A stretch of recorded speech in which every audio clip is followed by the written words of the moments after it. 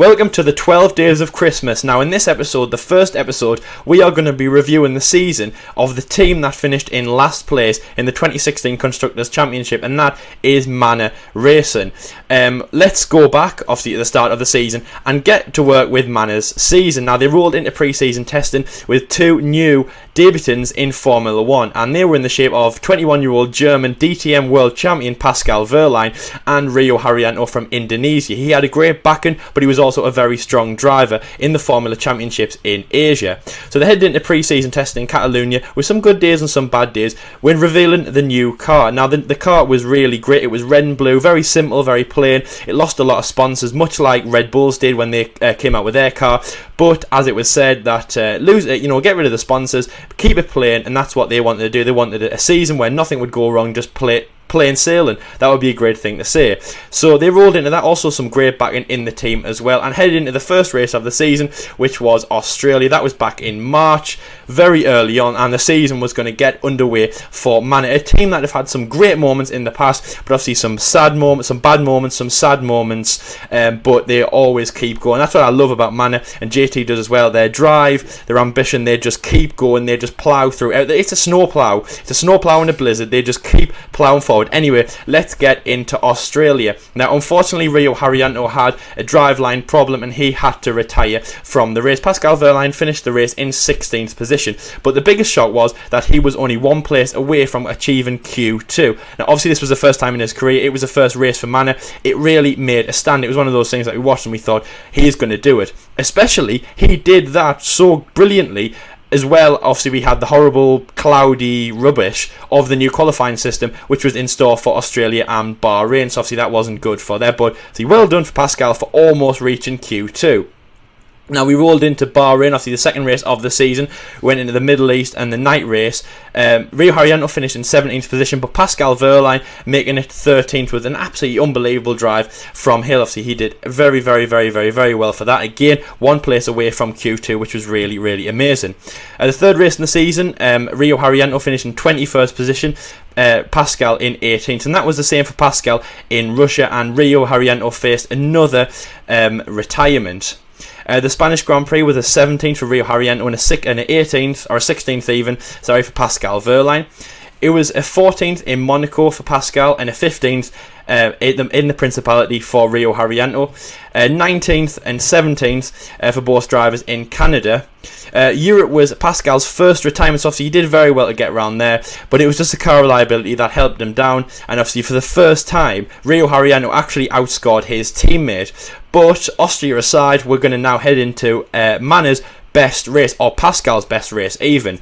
Now Pascal did an unbelievable drive. He really, really performed so well in this. Now he qualified in 12th place. Again, he just missed out on Q3, and that would have been absolutely unbelievable for him. Now, we don't even know where he got this pace from. We were watching it, obviously Austria, it's a track that favours more of like the Red Bulls and the people that haven't got the outline speed, but obviously with the Mercedes engine, we thought they're just going to be like the same. They're going to love these high speed tracks, and Austria might not be really that strong for Manor, but he did so well. As I said, just missing out on Q3 was really, really great. And then in the race, climbing 2 positions, so it was a positive, into 10th place. He got Manor's first point of the season. Absolutely unbelievable drive, and I'll tell you something, we could compare that, and people did, to obviously the Monaco 2014, where Jules Bianchi drove to to get Manor's point, the first ever point that they ever scored, and obviously the first of their season, so that was in 2014, so that was absolutely an amazing drive in Austria, and the hope was unbelievable. So when we rolled into the next race,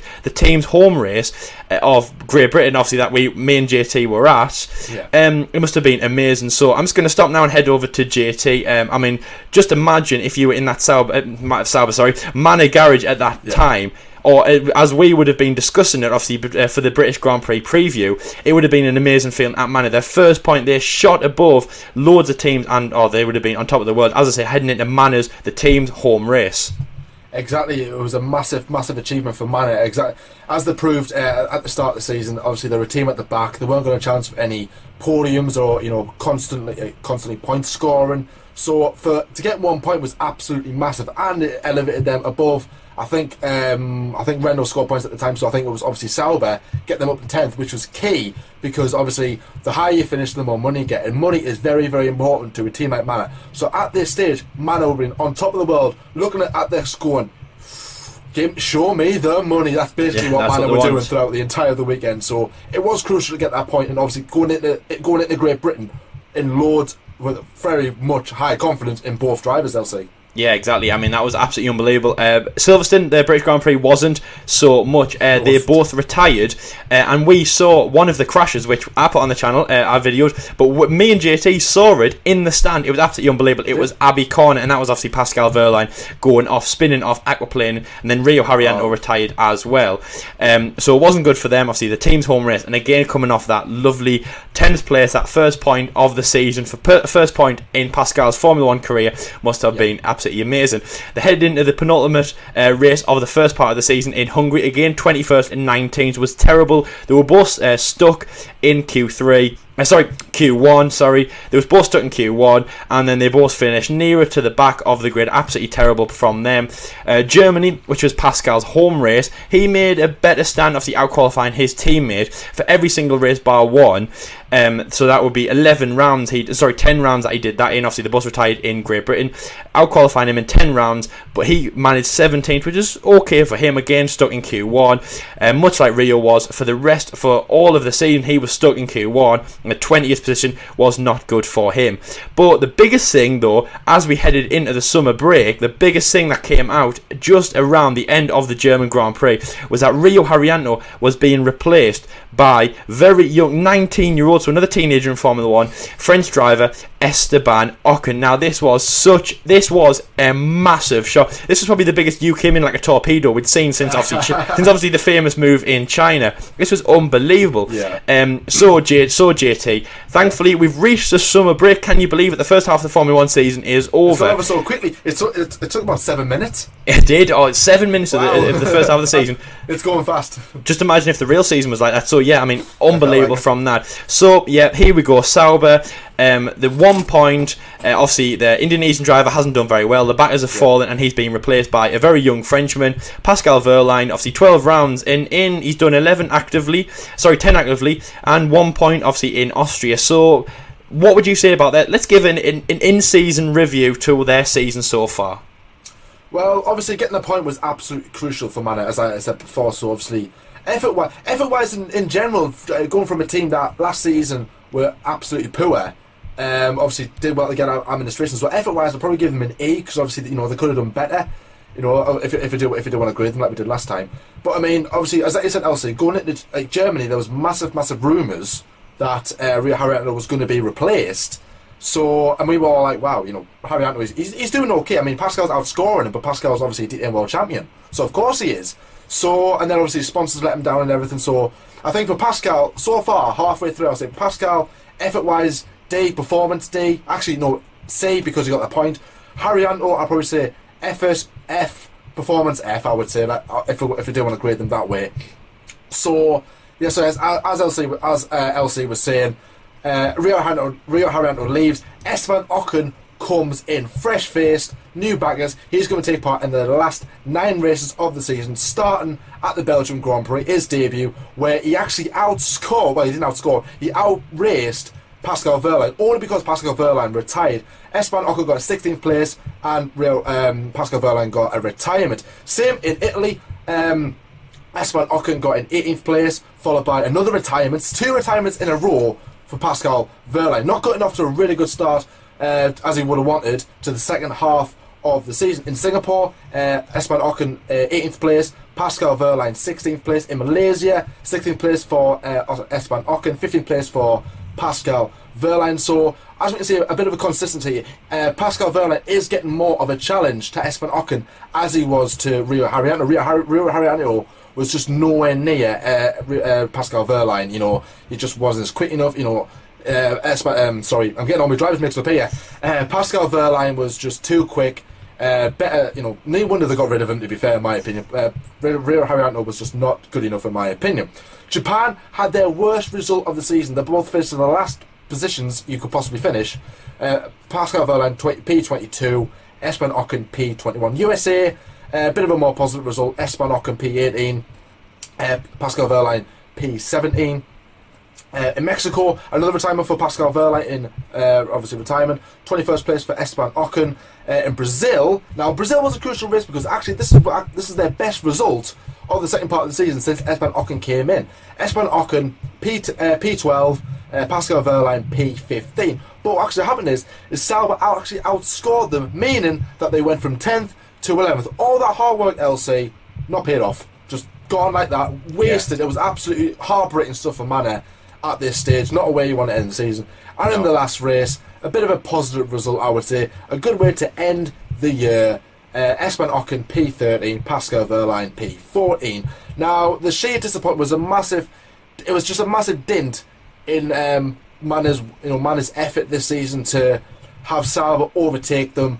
After, to be fair, Sauber didn't score any points. They were nowhere near Manor throughout the entire of the season. And then it took them one race to overtake them. Manor losing probably about $20-30 million, which is massive, massive money for a team like Manor LC. So obviously their first proper season under the name of Manor Racing was, I would say, it was good. It was average. Obviously more improvement should have been needed. But introducing Esteban Ocon, I mean, good induction.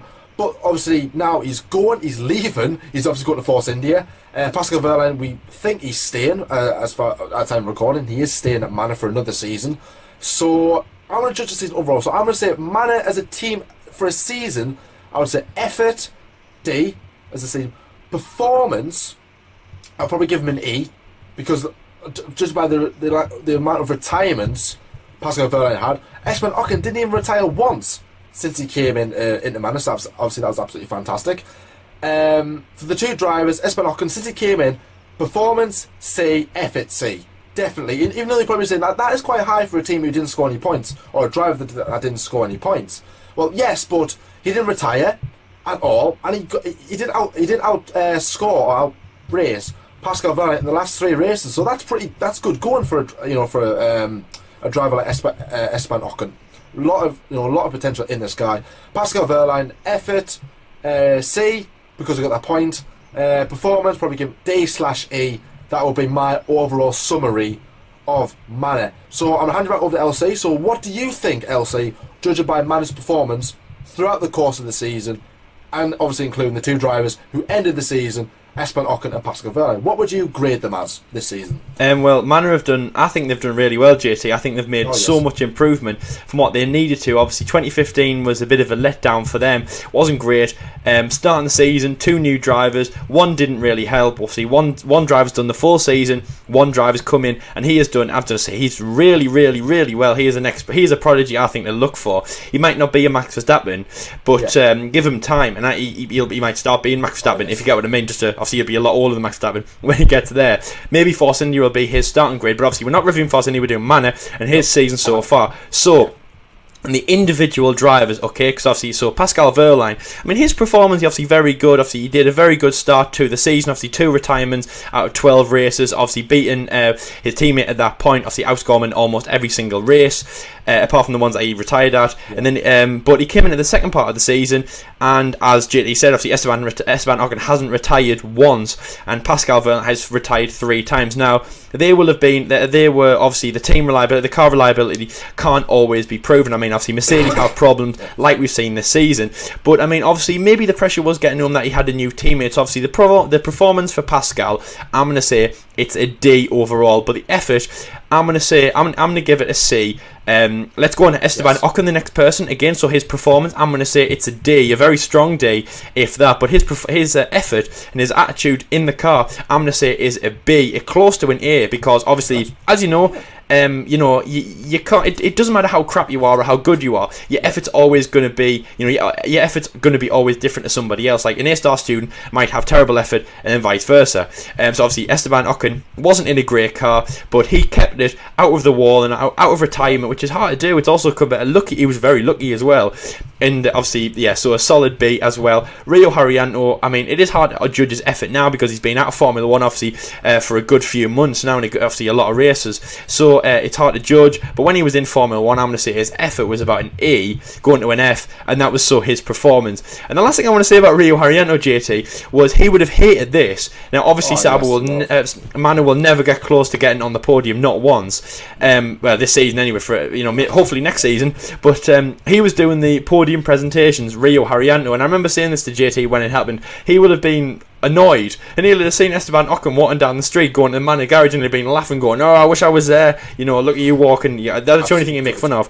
But so obviously that's their season. And then Sauber, Manor's season overall, I keep saying Sauber, I don't know if people are hearing that, I keep saying, I'm sorry. Manor's, again, because Sauber should have been in last place, that's why I'm saying it. We were mentally prepared to do Sauber. Do you know what, me and JT were, really were, but we're getting to Sauber tomorrow, obviously. Yes. So obviously Sauber's team review. Oh, I said a goal! Manor! I'm sorry, I said Manor. Right, Manor's season review. Manor, how they did this season was, I'd say it's very strong. So I'd give it a D overall. The car was good. The reliability wasn't too bad. Obviously, they only had, I'd say, a glimpse of times. Obviously, what they had in previous years when they were under other names as well. The drivers were good, so I'd give them a C for performance, and I give them a C for effort as well, because they are definitely a team that want to move forward, want to get back to. They never really had good old days, but they want to get back to where they're moving forward, and they all are #forever growing. So that is really great. Now the last thing we're going to mention in this, and obviously I'm going to ask JT as well, is obviously, as we know, and as JT mentioned, obviously Esteban Ocon, the new driver, the driver who's been in since round 13, is going to force Indy to fill the boot of Nico Hülkenberg. Pascal Wehrlein is yet to put pen to paper, but we very much think he is staying at Manor. So JT, do you think, obviously especially for Esteban, do you think Manor have done their job to kind of help him, both as a Mercedes junior partner, because obviously, as you know, Force India, Mercedes team, Manor of Mercedes team, didn't helping him progress as well, and they've given him the car and the tools that they need to. Oh, exactly, because obviously the situation at Mercedes right now, he's not going to get a drive. He's not even going to get a sniff as being in that Mercedes car, very, very soon. So obviously, Mercedes will be thinking to themselves, right, we need to loan this guy out. We need to get him experience if we want him in that car, ready for when either Lewis or Nico decides to leave. So send him to Manor, a team at the back. I think that's a pretty smart move, because the Force India or Williams, who are obviously customer, got Mercedes engines, so obviously they're customer. So I would imagine they would have got their engine cheaper should they took on Pascal Wehrlein, a bit like what Manor did. So that obviously getting rid of him, Pascal Wehrlein, trying to get as far away from Mercedes as he can, just go, right, let's keep him at the back of the grid so he doesn't cause us any issues or anything, so smart move in there. But overall that was a good move for Mercedes, good decision, letting Pascal Wehrlein have a go at Formula 1 season, have a go at a Formula 1 car, see what his attitude is. Very, very positive. He got a bit of criticism towards the end of the season because of his performances, because of his attitude, because Esteban Ocon got overlooked. Pascal Wehrlein got overlooked over Esteban Ocon when it came to deciding who was going to drive that second seat for Force India, replacing the outgoing Nico Hülkenberg. But I think Pascal has got a good future ahead of him. Hopefully he'll stay at Manor for another season, have a positive one. Manor can provide him with a good car, have a good team at next season, and let's see what the future brings, LC, for Manor and Pascal Wehrlein. It would be absolutely amazing. Who is going to fill that second seat as well? Obviously, we'll get into that. We'll mention that differently. It might be Jordan King. Obviously, people who have done FP sessions before. That's a very good indication. JT, obviously, Manor are a team that are moving forward. I love that. I love the progression, and it's just a movement that we can say that we actually witnessed. Obviously, coming out of problems as administration, obviously massive problems, obviously massive loss, obviously visuals, and they have kept moving forward. 2015 wasn't really showing us here a team to stay, but they are definitely moving forward, and I'm loving that. So obviously, I'm going to say for now, that they will have a good season next year. So anyway, that was our first episode of the 12 Days of Christmas. Thank you very much for watching. As you know, obviously we're going to keep rolling forward. Tomorrow we are going to be doing the team in 10th place, Sauber, the team that finished with 2 points, and as we quickly mentioned in this episode, they did it all in the penultimate round. So we hope you stay for that and the rest of these 12 days leading up to our Christmas special. Thanks for watching, guys, and see you later.